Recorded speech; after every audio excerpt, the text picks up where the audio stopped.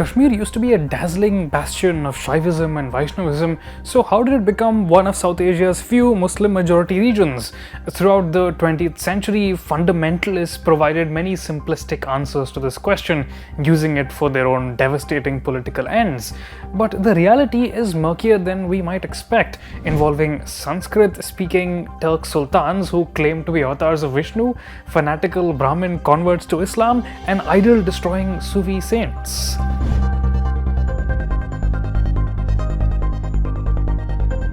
Islam emerged as a major political force in Kashmir pretty late in its history. It's only in the 14th century CE, well after the Delhi Sultan was established in the Gangetic Plains.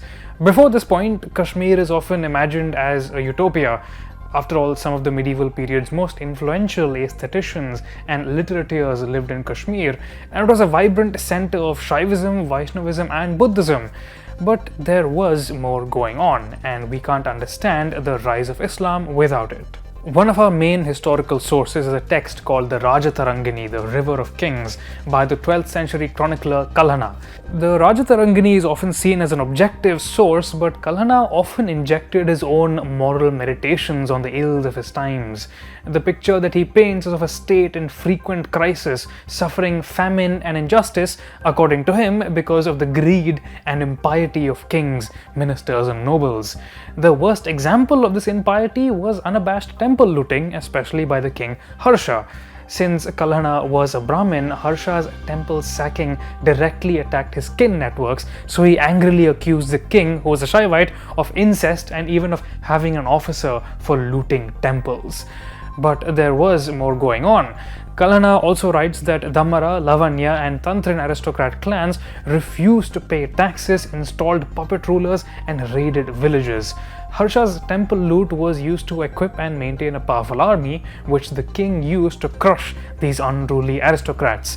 Even Kalhana grudgingly calls him an Indra among kings.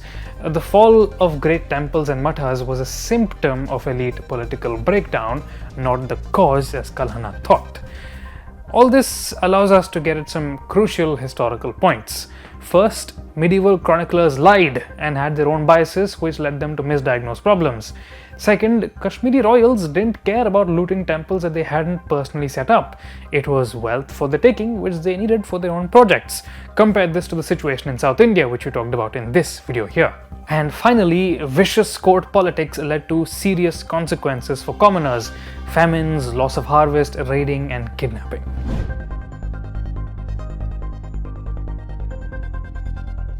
Now, Kashmir was always a globally connected place. Muslim and Buddhist Central Asians and Turks were part of its politics for centuries, both in its imperial heyday, which we talked about in this video, and in its difficult 12th century.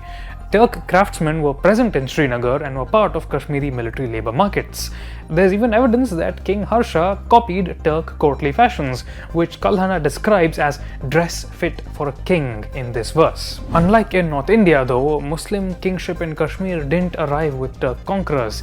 At least that's the version presented by the Zain Rajatarangini, a sequel to Kalhana's Rajatarangini, commissioned by a sultan, Zainul-Abdin. This text was written by Jonaraja, a prominent Kashmiri Brahmin at the Sultan's court. According to Jonaraja, after Kalhana's time, the political situation continued to worsen. Mongols probed both the Delhi Sultanate and its neighbors. Finding Kashmir ripe for the taking, they devastated it. In the aftermath, a Turkicized Ladakhi Buddhist called Rinchana seized power in 1320 and attempted to get the support of a Shaivite priest. He was refused on the grounds of his low birth, so he converted to Islam instead. That was only natural in a multi-religious environment. If even Harsha had adopted Turkic fashions, it was only a matter of time before Turkic religions and titles were adopted by elites. Temple desecration then surged under Sultan Sikandar, who encouraged the emigration of Persian Sufis. Now, while blaming these Sufis for instigating attacks on Brahmins and temples, Jonaraja claims that, quote, of the tree of misgovernment, which was Harsha, the Turk was the seedling, and claims that the executor of the persecution was Sohbhatta, a Kashmiri Brahmin who converted to Islam to maintain his position as Sikandar's chief minister.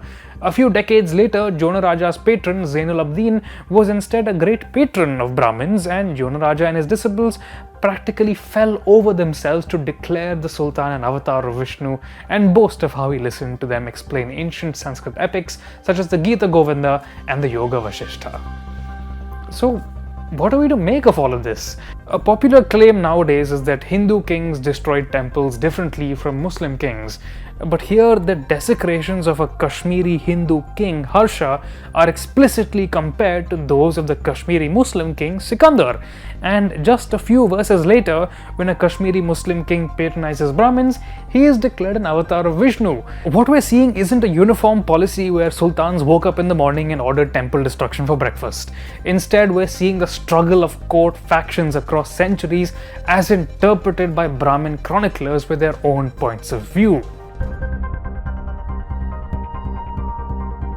In his book State Formation in Medieval Kashmir, which inspired this article, Kashmiri historian Rattan Hangloo excoriates the misinterpretation of the region's conversion to Islam.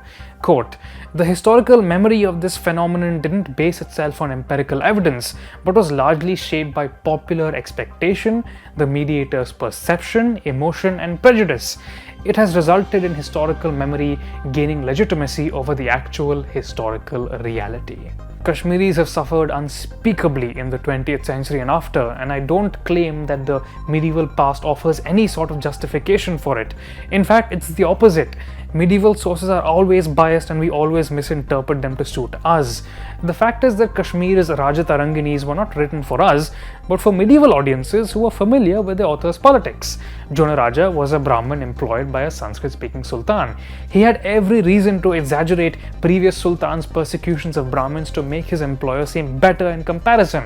He had every reason to compare this persecution to the Shaivite Harsha, who had clearly made a negative impression on the Brahmin community in the 12th century. Fundamentalists today have convinced us by and large that Hindus and Islam were always at loggerheads, and so when we read medieval texts we focus only on the temple desecration because that's what our warped historical memory has led us to expect. The idea that historical reality was complicated is practically heresy today. In King Harsha's 11th century struggles with his nobles, rich temples were a casualty. In the 21st century, as we struggle with majority and minority fundamentalism, rich history is the casualty. I'm sure there's a bit of a controversial view, so if you have questions or comments, we'd love to hear them. Follow us everywhere on social media. You can find me on Instagram at Anirudh and on Twitter at Kanisetti. We'll see you next week.